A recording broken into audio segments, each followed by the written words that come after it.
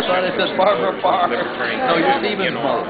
Yeah. Bob, I got a call. I didn't see my sister in New Jersey was watching on C-SPAN, and she was very impressed with it. Was I hadn't made up my mind until after the debate, and I think you're going to be very Thank you.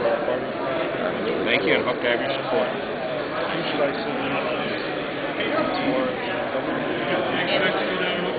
Where's the big guy? Russ Verney. Or Shane right over there. The guy with the great Marine. Hi, I'm Jerry. Thank you. And I'm Thank you very much. Nice to meet you. Yeah, it's Stephen's wife. Man, I must be tired. Stephen's mom. You meant Deb. Right. Cowboy. Right.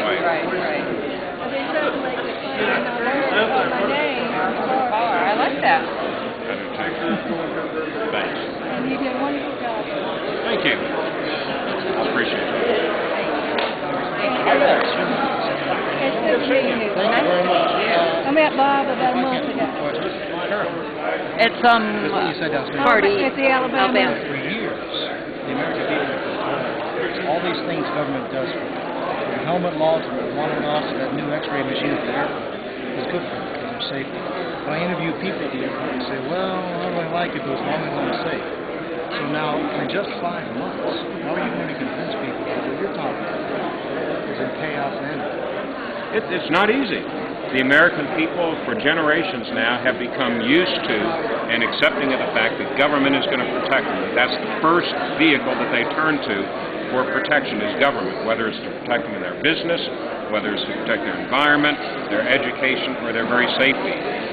Reacquainting the American people with the fundamental responsibility to protect themselves and to take their own destiny in their own hands is going to require some education. But I've been working on these issues, not just since this campaign began, formally a couple of weeks ago, but for years.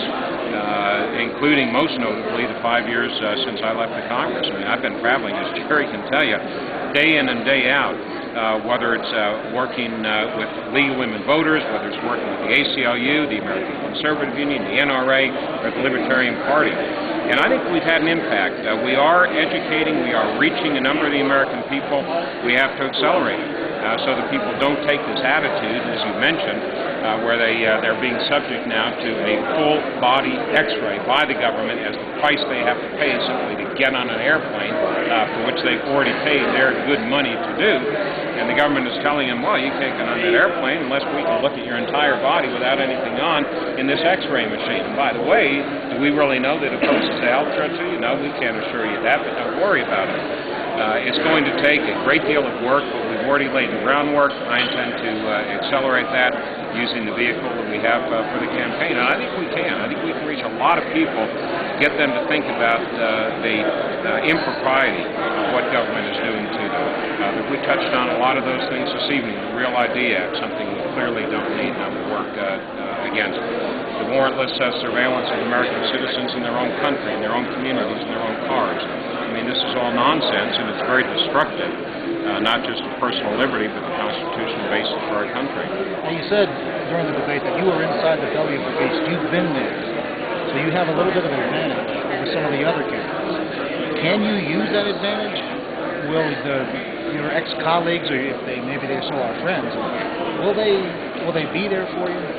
Well, whether they are there for me or whether they're there for the Constitution or whether they're there because they are terribly scared that a libertarian has been elected President of the United States and what that says about their subsequent chances for re-election, I don't care what brings them to the table, but I think they will come to the table.